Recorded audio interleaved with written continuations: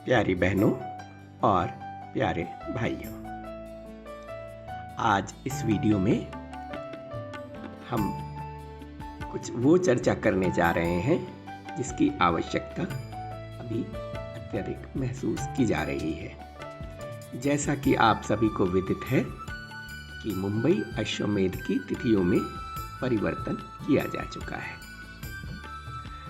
अब जिन परिजनों ने यजन ऐप में अपना रजिस्ट्रेशन पहले से करा के रखा था और उनमें से कई परिजनों ने समयदान के संकल्प का भी रजिस्ट्रेशन यजन ऐप में कराया था, उसमें जो तिथियां उन्होंने यजन ऐप को प्रदान की थी कि किस तिथि से और किस तिथि तक वो समयदान करना चाहते हैं, वो तिथियां पहले के हिसाब से उन्होंने दी होंगी। अब मुंबई अश्वमेध की तिथियों में ही परिवर्तन हो गया है, तो ये आवश्यक बन हो जाता है कि अब समयदान की तिथियों में भी परिवर्तन की सुविधा प्रदान की जाए। यदि आप पुरानी तिथियों के हिसाब से समयदान करना चाहते हैं तो आपका स्वागत है, और यदि आप नई तिथियों को देखते हुए, जो परिवर्तित तिथियां हैं उनको देखते हुए यदि आप समयदान की तिथियों में परिवर्तन करना चाहते हैं तो वो कैसे करेंगे, ये समझने के लिए ये वीडियो आपके सामने प्रस्तुत किया जा रहा है। तो आइए देखते हैं ऐप में ही हम कैसे अपने समयदान की तिथियों में तथा अन्यान्य कई सूचनाएं जो हमने पहले से यजन ऐप में भरी थीं, उन सूचनाओं में भी यदि हम कोई परिवर्तन करना चाहते हैं तो हम उसको कैसे करेंगे। आइए चलिए ऐप में ही इसको देखते हैं। धन्यवाद। आइए ऐप को खोलकर उसमें देखते हैं। सभी भाई बहनों को पुनः एक बार मेरा प्रणाम। तो आइए अपने अपने मोबाइल में यह देखते हैं कि कैसे हमने जो अपना पुराना डेटा रजिस्टर करने के दौरान यजन ऐप में डाला था उसको हम कैसे पुनः परिवर्तित कर सकते हैं, मॉडिफाई कर सकते हैं। और विशेषतया जैसे कि अभी निवेदन किया गया था कि मुंबई अश्वमेध की परिवर्तित तिथियों को देखते हुए आप सभी को अपने अपने समयदान संकल्प की तिथियों में भी परिवर्तन कर लेना चाहिए तथा अपना यहाँ मुंबई आने की यात्रा को भी एक पुनः रूप दे देना चाहिए। तो आइए इस चलते हैं और देखते हैं कि कैसे यजन ऐप में हम अपना डेटा मॉडिफाई कर सकते हैं, कैसे उसमें कुछ सुधार लाना है तो हम उसको कैसे अपने डेटा को सुधार सकते हैं, रजिस्ट्रेशन के डेटा को।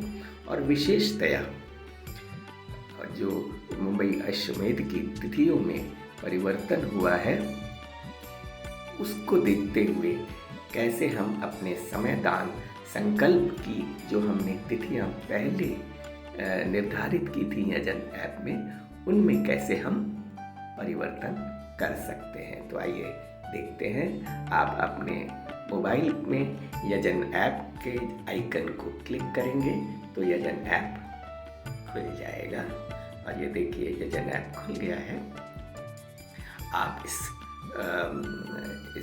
यजन ऐप में जो स्लाइडर की जो इमेजेस दी गई हैं उनको स्लाइड करके विभिन्न इमेजेस को देख सकते हैं, पुनः एक बार पढ़ सकते हैं, अथवा जो ऊपर स्किप बटन दिया है उसको स्किप बटन को दबाएंगे। यहाँ पे मैंने स्लाइडर बटन से अंतिम जो इमेज है उसमें जाके गेट स्टार्टेड बटन को मैं दबाता हूँ। दोनों को दबाने से आप होम स्क्रीन पर पहुँच जाएंगे। ये देखिए होम स्क्रीन पे मैं आ गया हूँ यजन ऐप के। इसके विभिन्न सूचनाएं, जानकारियाँ मैं पहले भी आपको अन्य वीडियो में आपकी सेवा में दे चुका हूँ, आज मैं ये आपको बताने जा रहा हूँ कि कैसे अपने जो पहले किए गए सूचनाएं हैं, डेटा है, उसमें हम कैसे उसको चेंज कर सकते हैं, मॉडिफाई कर सकते हैं। तो उसके लिए मैंने जब जो रजिस्ट्रेशन का डेटा था उसमें रजिस्ट्रेशन बटन को क्लिक किया था, तो आज भी उसी बटन को हम क्लिक करेंगे। जब आप रजिस्ट्रेशन बटन को क्लिक करेंगे तो आपने अपने ऐप में जिन जिन परिजनों को, अपने परिवारजनों को, मित्रों को, जिनको भी आपने रजिस्टर अपने ऐप से किया है, उनकी लिस्ट आपको इस स्क्रीन पे मिल जाएगी। अब आप ये देख सकते हैं कि इसमें श्रीमती सुकुमारी देवी जी का इसमें रजिस्ट्रेशन किया गया था, तो उनके लिस्ट में डेटा है। हम उसके नीचे 3 बटन देख रहे हैं। पहला है वर्चुअल कार्ड का, दूसरा है एडिट का और तीसरा है डिलीट का। तो इसमें हम क्या करेंगे कि हम एडिट का बटन क्लिक करेंगे। एडिट का बटन मैंने क्लिक किया। उसके बाद आपको वही स्क्रीन जो पहले आपको मिला था वो आपको यहाँ पे दिखाई देगा, जिसमें कि आपने इन परिजन का, इसके साथ आपका रिलेशन क्या है, उनका नाम, उनका मोबाइल नंबर इत्यादि इत्यादि सूचनाएं आपने यहाँ डाली थी, वो आप पुनः देख सकते हैं। अब यहाँ पे हर सूचनाओं में को परिवर्तित नहीं किया जा सकता। कुछ सूचनाएं हैं ऐसी जिन्हें परिवर्तित किया जा सकता है। जैसे रिलेशन है, आप क्लिक करेंगे तब भी कुछ नहीं होगा। नाम भी नहीं बदल सकते, मोबाइल नंबर नहीं बदल सकते, कंट्री, ईमेल इत्यादि नहीं बदल सकते। जेंडर बदलने का अगर आपने पहले गलती से गलत डाल दिया था तो यहाँ आप जाके उसको बदल सकते हैं। एज में भी आप उसको बदल सकते हैं यदि आपने पहले गलती से आपका गलत एज पड़ गई थी। तो आइए आगे देखते हैं। नेक्स्ट बटन क्लिक करते हैं। यहाँ पे हमने पता डाला था, जिनका आप रजिस्टर कर रहे हैं वो उनका जो पूरा पता है वो यहाँ पर डाला था। यदि उसमें कुछ बदलाव करना है तो यहाँ पर हम बदल सकते हैं। मुझे यहाँ नहीं करना, मुझे सीधे समयदान का जो स्क्रीन है उस पर जाना है। पहले मैंने यहाँ सूचना नहीं दी थी। आपने यदि सूचना दी होगी, यहाँ पे समयदान का संकल्प लिया होगा, तो आपने अवश्य ही यस का बटन दबाया होगा। यहाँ मैं यस का बटन दबा देता हूँ। मैंने पहले समयदान के लिए सूचनाएं नहीं डाली थी। अब मैं आपको यहाँ पर डिमॉन्स्ट्रेट करने के लिए ये दिखाना चाहता हूँ तो कैसे हम इस सूचना को पुनः डाल सकते हैं या बदल सकते हैं। यहाँ विलिंग फॉर समयदान का मैंने बटन दबाया।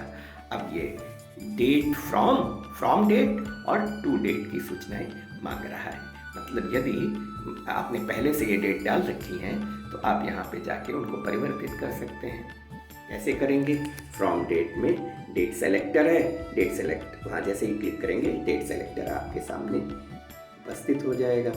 अब यहाँ पर आप परिवर्तित तिथियाँ डाल सकते हैं। यदि अब जैसे कि 21 फरवरी से अपना मुंबई का अश्वमेध आरंभ हो रहा है, तो मान लीजिए मैं इसमें जनवरी 24 डालना चाहता हूँ। तो पहले मैंने साल सेलेक्ट किया, फिर मैंने महीना मैंने सेलेक्ट किया जनवरी, और 1 जनवरी मैंने यहाँ डाल दिया। 1 जनवरी 2024 मैंने डेट सेलेक्ट की, उसको कंफर्म करूँगा और यहाँ पे डेट आप देख सकते हैं 1/1/2024। अब मुझे इसको टू डेट भी सेलेक्ट करना है। उसी प्रकार मैं यहाँ पे टू डेट पे आऊँगा और मैं डेट सेलेक्टर मेरे सामने आ जाएगा और मैं यहाँ पर डेट सेलेक्ट करूँगा। फरवरी, मैंने 28 फरवरी की डेट सेलेक्ट करनी है मान लीजिए, क्योंकि 25 तक अश्वमेध है। 2-3 दिन तक मैं एक्स्ट्रा रह के अपना समयदान दूंगा, तो 25 तक तो अश्वमेध ही है। मैंने 28 की डेट यहाँ डाली है, तो मैं यहाँ डेट सेलेक्ट करके कंफर्म कर दूंगा। अब देखिए यहाँ मैंने डेट डाल दी। आप भी इसी प्रकार जो पुरानी डेट है उसमें परिवर्तन कर सकते हैं। और यदि अब हम इस स्टेज में यदि आप चाहें तो समयदान एरिया भी पुनः सेलेक्ट कर सकते हैं। यदि आप वही वाले रखना चाहते हैं तो वही रखें, अन्यथा यहाँ पे पुनः उसको सेलेक्ट कर ले। देखिए IT support, IT infrastructure management मैंने तो सेलेक्ट किया है। आप किसी और को भी जो आप चाहते हैं, जिस एरिया में, जिस विभाग में आप अपना समयदान देना चाहते हैं, वो विभाग यहाँ पुनः दे सकते हैं। उसके बाद नेक्स्ट बटन क्लिक करूँगा। यदि मेरा पूरा पिछला समयदान का डेटा है और मैंने कहीं पहले समयदान किया है तो उसकी सूचनाएं मैं यहाँ पर डाल सकूँगा ना, क्योंकि इन्होंने जो दादी जी हैं उन्होंने पहले नहीं किया था तो नो पे है तो उसको नो पे ही आगे बढ़ जाते हैं। जहाँ जो फ़ोटो आईडी कार्ड उनका अपनी डाल रखा था वो पड़ा हुआ है, उसको परिवर्तित करने की कोई आवश्यकता नहीं है। मैं नेक्स्ट बटन क्लिक कर लूँगा। यहाँ पर उनकी फ़ोटो पहले से डाली गई थी, ये तो क्योंकि उदाहरण के लिए डेटा है, इसमें आप अपनी लाल मशाल की फ़ोटो देख रहे हैं, लेकिन लाल मशाल की नहीं, यहाँ पर आपको अपनी पासपोर्ट साइज़ फ़ोटो डालनी है। कृपया ये ध्यान रखें कि फ़ोटो में आपका चेहरा साफ साफ दिखना चाहिए। फ़ोटो आपके पूरे शरीर की नहीं चाहिए, खाली चेहरे की चाहिए। तो फ़ोटो ये इसमें ध्यान रखना है कि आपकी इस फ़ोटो में करीब 70 या 80% पूरा जो इसका क्षेत्रफल है, एरिया है, वो आपके चेहरे की फ़ोटो से बच जाए। तो फ़ोटो इस प्रकार आपको लेनी है। अब आगे बढ़ते हैं, बस सबमिट कर देंगे। जैसे ही आप सबमिट करेंगे आपका डेटा वहाँ पर जाके सर्वर पर सेव हो जाएगा और रजिस्ट्रेशन नंबर आपका जो पुराना है वही रहेगा।